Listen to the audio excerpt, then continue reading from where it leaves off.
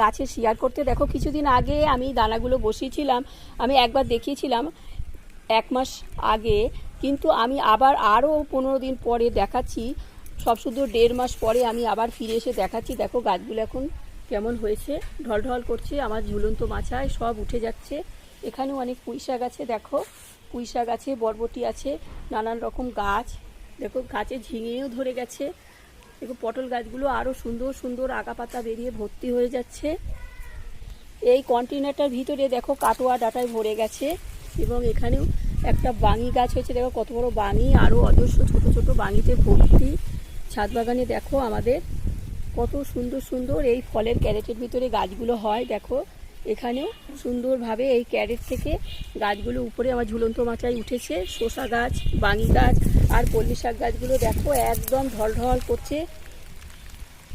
এখানেও দেখো কত কলমি শাক হয়েছে। ভিডিওটা